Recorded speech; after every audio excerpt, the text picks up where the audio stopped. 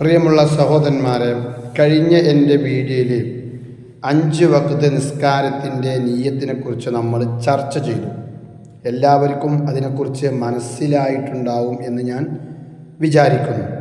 ഇരിക്കട്ടെ, നിയ്യത്ത് വെച്ചതിന് ശേഷം നമ്മൾ തക്ബീറത്തുൽ ഇഹ്റാം ചൊല്ലി കൈകെട്ടി ശേഷം ഫാത്തിഹ ഓതുന്നതിന് മുമ്പ് വജ്ജഹ്തു ഓതണം, അഥവാ ദുആഉൽ ഇഫ്തിതാഹ് എന്നാണ് അതിൻ്റെ യഥാർത്ഥ പേര്.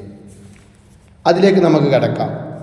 വജ്ജഹ്തു വജ്ഹിയ ലില്ലദീ ഫത്തറസ് സമാവാതി വൽ അർള ഹനീഫൻ മുസ്ലിമൻ വമാ അന മിനൽ മുശ്രിക്കീൻ.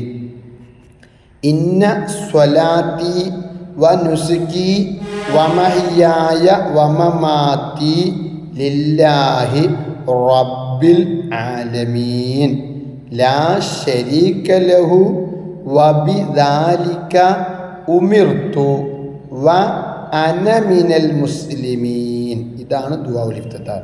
ഇവിടെ ശ്രദ്ധിക്കേണ്ടത് വമാ അന മിനൽ മുശ്രിക്കീൻ എന്നുള്ളിടത്തും വ അന മിനൽ മുസ്ലിമി എന്നുള്ള പ്രത്യേകം ശ്രദ്ധിക്കണം. കാരണം വമാ എന്ന് പറയാതെ അന മിനൽ മുശ്രിക്ക് എന്ന് പറഞ്ഞാൽ ഞാൻ മുശ്രിക്കുകളിൽ പെട്ടവനാണ് എന്നാണ് അതിനർത്ഥം വരിക.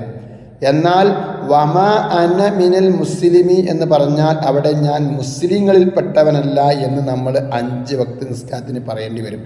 അപ്പോൾ അങ്ങനത്തെ ഒരു ഗതികേട് നമുക്കുണ്ടാവരുത്. അതുകൊണ്ട് ശ്രദ്ധിച്ച് കൈകാര്യം ചെയ്യണം എന്ന് പ്രത്യേകം ഉണർത്തുകയാണ്.